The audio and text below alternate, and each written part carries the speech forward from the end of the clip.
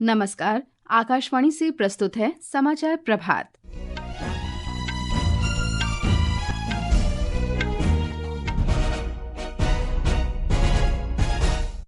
भारतीय अंतरिक्ष यात्री शुभांशु शुक्ला का अंतर्राष्ट्रीय अंतरिक्ष केंद्र पहुंचना देश के लिए गौरवपूर्ण ऐतिहासिक उपलब्धि।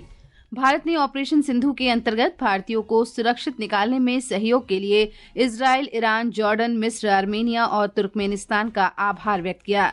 भगवान जगन्नाथ की विश्व प्रसिद्ध रथ यात्रा उड़ीसा के पुरी में आज से।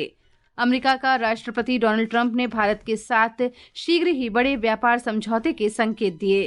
क्वाड विदेश मंत्रियों की बैठक 1 जुलाई को अमेरिका के वॉशिंगटन में। भारत को प्रतिष्ठित 2029 विश्व पुलिस और अग्निशमन खेलों की मेजबानी मिली और पुरुष और महिला हॉकी इंडिया मास्टर्स कप का फाइनल आज चेन्नई में। समाचार प्रभात के साथ मैं फरहत नाज। भारत ने अंतर्राष्ट्रीय अंतरिक्ष केंद्र में अंतरिक्ष यान ड्रैगन की सफल डॉकिंग को भारत के अंतरिक्ष कार्यक्रम के लिए ऐतिहासिक उपलब्धि बताया है। भारतीय वायुसेना के group captain Shubhanshu Shukla axiom mission में अंतर्राष्ट्रीय अंतरिक्ष केंद्र पहुंचने वाले पहले भारतीय हैं। एक रिपोर्ट।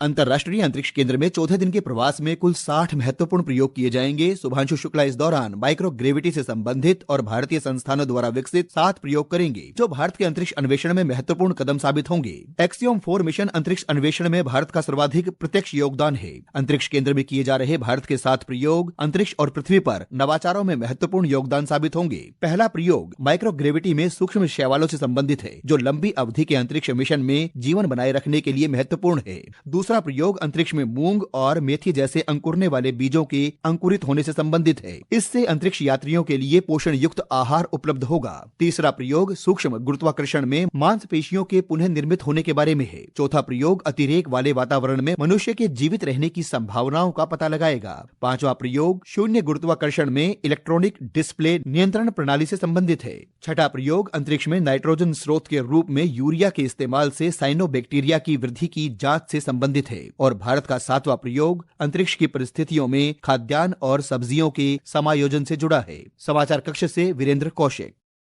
विज्ञान और प्रौद्योगिकी राज्य मंत्री डॉक्टर जितेंद्र सिंह ने इस उपलब्धि की सराहना की है। उन्होंने कहा कि ये मिशन प्रधानमंत्री नरेंद्र मोदी के लक्ष्य आत्मनिर्भर भारत और विश्व बंधु भारत की भावना दर्शाता है। पहली मर्तबा ऐसा हो रहा है कि कोई भारतीय मूल का अंतरिक्ष यात्री इंटरनेशनल स्पेस स्टेशन पर गए हैं, तो भारत के लिए गर्व की बात तो ही है। और साथ ही साथ मुझे लगता है कि ये अवसर है आभार प्रकट करने का भी देश के राजनीतिक नेतृत्व का, प्रधानमंत्री मोदी जी का, कि जिस प्रकार का एक अनुकूलता कामकाज के वातावरण में आई, उसके कारण ये संभव हो पाया। भारत ने ऑपरेशन सिंधु के अंतर्गत भारतीयों को सुरक्षित निकालकर स्वदेश वापस लाने के प्रयासों में सहयोग के लिए इजराइल, ईरान, जॉर्डन, मिस्र, आर्मेनिया और तुर्कमेनिस्तान का आभार व्यक्त किया है। विदेश मंत्रालय के प्रवक्ता रणधीर जायसवाल ने बताया कि भारतीय वायुसेना के विमानों ने अपने नागरिकों को युद्धग्रस्त ईरान से वापस लाने के लिए अब तक 14 उड़ानें भरी हैं। भारत ने ईरान और इजराइल से अपने नागरिकों को वापस लाने के लिए 18 जून को ऑपरेशन सिंधु शुरू किया था। श्री जायसवाल ने बताया कि ईरान में करीब 10,000 और इजराइल में लगभग 40,000 भारतीय नागरिक हैं। उन्होंने कहा कि ईरान से भारत ने अब तक 3,426 नागरिकों को सुरक्षित निकाला है। इजराइल से अब तक 4 उड़ानों में 818 भारतीय नागरिकों को सुरक्षित निकाला गया है। रक्षा मंत्री राजनाथ सिंह ने चीन के रक्षा मंत्री एडमिरल डोंग जून से किंगदाओ में शंघाई सहयोग संगठन के रक्षा मंत्रियों की बैठक के दौरान अलग से बातचीत की। सोशल मीडिया पोस्ट में श्री सिंह ने कहा कि उन्होंने परस्पर संबंधों से जुड़े मुद्दों पर रचनात्मक विचार साझा किए। रक्षा मंत्री ने लगभग 6 वर्ष बाद कैलाश मानसरोवर यात्रा के फिर शुरू होने पर भी प्रसन्नता व्यक्त की। उन्होंने कहा कि दोनों पक्षों के लिए ये सकारात्मक माहौल बनाए रखना और द्विपक्षीय संबंधों में जटिलताओं से बचना जरूरी है। विधानसभा चुनाव तैयारियों की समीक्षा के लिए बिहार के दौरे पर गए निर्वाचन आयोग के 9 सदस्य आज मतदाता पंजीकरण अधिकारियों के साथ बैठक करेंगे। निर्वाचन आयोग का दल राज्य के 3 दिन के दौरे पर बुधवार को पटना पहुंचा था। कल आयोग ने राज्य के मुख्य चुनाव अधिकारी विनोद सिंह गुजियाल के साथ बैठक में मतदाता सूचियों का निरीक्षण किया। निर्वाचन आयोग ने आवश्यक शर्तें पूरी नहीं करने पर 3 से 45 पंजीकृत गैर मान्यता प्राप्त राजनीतिक दलों को सूची से हटाने की प्रक्रिया शुरू कर दी है। वर्ष 2019 से लोकसभा, विधानसभा और केंद्र शासित प्रदेश के चुनाव या उपचुनाव नहीं लड़ने वाले दलों को सूची से हटाने के लिए ये कार्रवाई की जा रही है। इन दलों के कार्यालय भी भौतिक रूप से कहीं नहीं हैं। सड़क परिवहन और राजमार्ग मंत्री नितिन गडकरी ने दोपहिया वाहनों पर टोल टैक्स लगाने संबंधी मीडिया रिपोर्टों को खारिज कर दिया है। उन्होंने कहा कि ऐसा कोई प्रस्ताव नहीं है। श्री गडकरी ने कहा कि दोपहिया वाहनों के लिए टोल पर पूरी छूट जारी रहेगी। उन्होंने कहा कि कुछ मीडिया संस्थान दोपहिया वाहनों पर टोल टैक्स लगाने के बारे में भ्रामक खबरें फैला रहे हैं। ये समाचार आकाशवाणी से प्रसारित किए जा रहे हैं। ताज़ा समाचार जानने के लिए आप हमारे social media handle X @AIR News Hindi को फॉलो कर सकते हैं। उड़ीसा के पुरी में भगवान जगन्नाथ की विश्व प्रसिद्ध वार्षिक रथ यात्रा आज से शुरू हो रही है। इस प्रसिद्ध उत्सव के दौरान भगवान जगन्नाथ, भगवान बलभद्र और देवी सुभद्रा विग्रह रथों में सवार होकर दर्शन देते हैं। हमारे संवाददाता ने बताया है कि इस वर्ष इस उत्सव में 13 लाख भक्त शामिल होंगे।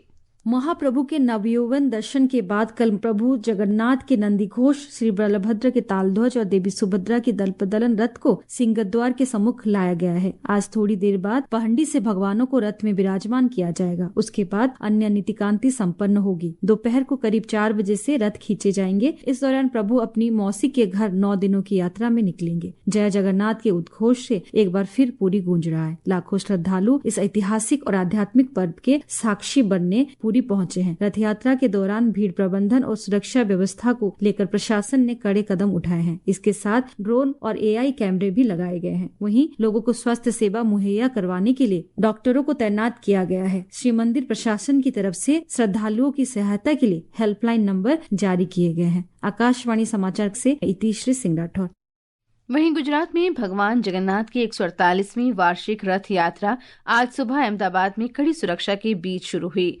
केंद्रीय गृह मंत्री अमित शाह ने आज अहमदाबाद में श्री जगन्नाथ मंदिर में मंगला आरती की और रथ यात्रा से पहले भगवान जगन्नाथ के दर्शन कर आशीर्वाद लिया।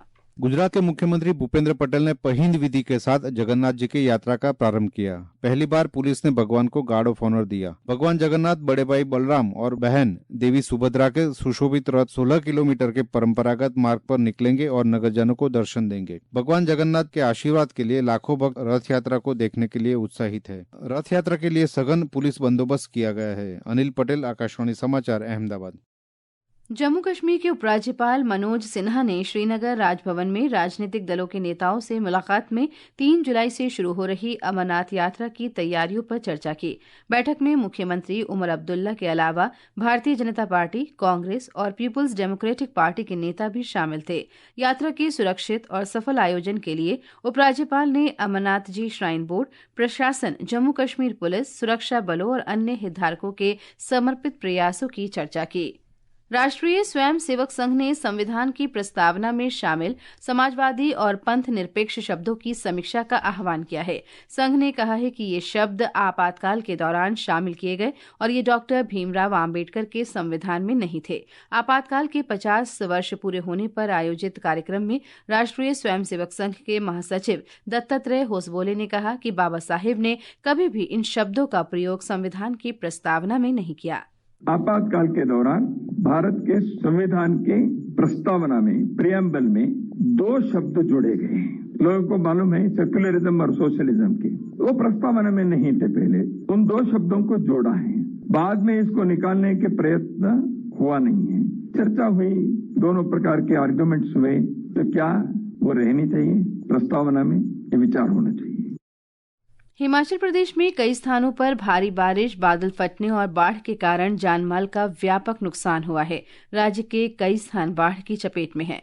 हिमाचल प्रदेश में कई स्थानों पर बादल फटने की घटनाओं में 15 घर क्षतिग्रस्त हुए हैं और 2 राष्ट्रीय उच्च मार्गों को भी नुकसान पहुंचा है। वहीं धर्मशाला के खनियारा में मनूनी खड्ड में बाढ़ आने से बहे 8 श्रमिकों में से 5 के शव बरामद कर लिए गए हैं, जबकि 3 लोग अभी भी लापता बताए जा रहे हैं। मुख्यमंत्री सुखविंदर सिंह सुक्खू के अनुसार बादल फटने से 2 विद्युत परियोजनाओं को भी नुकसान पहुँचा है, जिसका आंकलन किया जा रहा है। उन्होंने प्रदेश के लोगों और पर्यटकों से एहतियात बरतने और नदी नालों से दूर रहने का का आह्वान किया है। मौसम विभाग ने अगले 3 दिनों के दौरान प्रदेश के कुछ क्षेत्रों में भारी वर्षा का येलो अलर्ट जारी किया है। रितेश कपूर, आकाशवाणी समाचार, शिमला। वहीं मौसम विभाग ने कहा है कि दक्षिण पश्चिम मानसून पंजाब, राजस्थान और हरियाणा के कुछ हिस्सों में आगे बढ़ गया है। अगले 3-4 दिन में देश के शेष हिस्सों में मानसून के आगे बढ़ने के लिए परिस्थितियां अनुकूल हैं। मौसम विभाग ने कल तक केरल, माहे, उत्तराखंड, राजस्थान और गुजरात में अलग अलग स्थानों पर तेज वर्षा का अनुमान व्यक्त किया है। अमेरिका के राष्ट्रपति डोनाल्ड ट्रंप ने कहा है कि भारत के साथ शीघ्र ही एक बड़े व्यापार समझौते पर हस्ताक्षर होंगे। कल एक आयोजन में उन्होंने कहा कि चीन के साथ समझौते पर हस्ताक्षर हो चुके हैं, अब भारत के साथ एक बड़ा समझौता होगा। हालांकि उन्होंने चीन के साथ हुए समझौते का ब्यौरा नहीं दिया। श्री ट्रंप ने स्पष्ट किया कि प्रत्येक देश के साथ व्यापार समझौता नहीं होगा। अमेरिका 1 जुलाई को वाशिंगटन डीसी में क्वाड विदेश मंत्रियों की बैठक की मेजबानी करेगा। अमेरिका के विदेश विभाग के उप प्रवक्ता टॉमी पिगॉट ने कल ये घोषणा की। उन्होंने कहा कि विदेश मंत्री मार्को रूबियो अगले सप्ताह क्वाड विदेश मंत्रियों की बैठक में ऑस्ट्रेलिया, भारत और जापान के विदेश मंत्रियों का स्वागत करेंगे। इस महीने की 18 तारीख को अमेरिका के राष्ट्रपति डोनाल्ड ट्रंप ने इस वर्ष नई दिल्ली में होने वाले क्वाड शिखर सम्मेलन में शामिल होने का प्रधानमंत्री नरेंद्र मोदी का आमंत्रण स्वीकार किया था। खेलों में महिला hockey India masters cup tournament के फाइनल में आज ओडिशा का सामना पंजाब से होगा। फाइनल मुकाबला चेन्नई में दिन के 2 बजे से शुरू होगा। उधर पुरुष हॉकी इंडिया मास्टर्स कप के फाइनल में हॉकी यूनिट ऑफ तमिलनाडु का मुकाबला हॉकी महाराष्ट्र से चेन्नई में आज शाम 4 बजे होगा।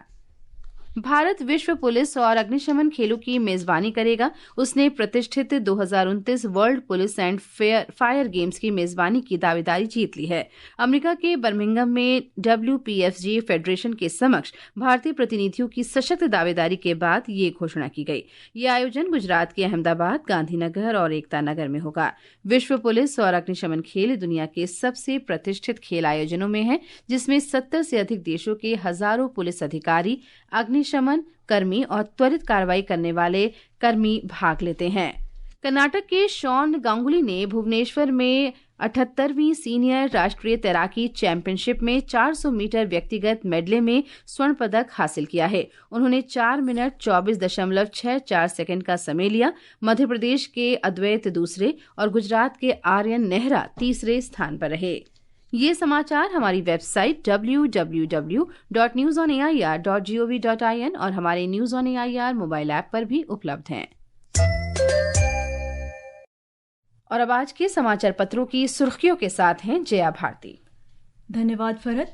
सभी अखबारों ने आज भारतीय अंतरिक्ष यात्री शुभांशु शुक्ला के अंतर्राष्ट्रीय अंतरिक्ष स्टेशन पहुंचने की खबर सचित्र प्रकाशित की है। हिंदुस्तान लिखता है, शुभांशु ISS पहुंचे, बोले यह भारत की यात्रा। नवभारत टाइम्स की सुर्खी है, स्पेस में जय हिंद जय भारत। SCO बैठक में पहलगाम पर चुप्पी, भारत का संयुक्त बयान पर दस्तखत से इनकार। रक्षा मंत्री राजनाथ सिंह ने कहा, पाकिस्तान की सीमा से आतंक के पोषण की नीति पर दोहरे मानदंड छोड़ने होंगे। जनसत्ता सहित सभी अखबारों की सुर्खी है। भारत और कनाडा में जल्द होगी उच्चायुक्तों की बहाली। विदेश मंत्रालय के प्रवक्ता जायसवाल ने कहा, दुर्लभ अर्थ मेटल कारोबार को लेकर चीन के संपर्क में भारत। अमर उजाला ने यह खबर अपने प्रथम पृष्ठ पर प्रकाशित की है। कॉल पर सुनाई नहीं देगी अमिताभ बच्चन की आवाज, सरकार ने बंद की कॉलर ट्यून। 40 सेकंड के मैसेज को लेकर हो रही थी लोगों को परेशानी, राजस्थान पत्रिका में है। देश में मानसून की धमाकेदार बारिश, अब तक 9% से ज्यादा पानी बरस गया। दिल्ली से 150 किलोमीटर पहले थमा मानसून, पहुंचने में 5 दिन लगेंगे। दैनिक भास्कर की सुर्खी है। धन्यवाद जया। और अंत में मुख्य समाचार एक बार फिर। भारतीय अंतरिक्ष यात्री शुभांशु शुक्ला का अंतर्राष्ट्रीय अंतरिक्ष केंद्र पहुंचना देश के लिए गौरवपूर्ण ऐतिहासिक उपलब्धि। भारत ने ऑपरेशन सिंधु के अंतर्गत भारतीयों को सुरक्षित निकालने में सहयोग के लिए इजराइल, ईरान, जॉर्डन, मिस्र, आर्मेनिया और तुर्कमेनिस्तान का आभार व्यक्त किया। भगवान जगन्नाथ की विश्व प्रसिद्ध रथ यात्रा ओडिशा के पुरी में आज से। अमेरिका के राष्ट्रपति डोनाल्ड ट्रंप ने भारत के साथ शीघ्र ही बड़े व्यापार समझौते के संकेत दिए। क्वाड विदेश मंत्रियों की बैठक 1 जुलाई को अमेरिका के वाशिंगटन में। और पुरुष और महिला हॉकी इंडिया मास्टर्स कप का फाइनल आज चेन्नई में। इसके साथ ही समाचार प्रभात का ये अंक समाप्त हुआ। नमस्कार।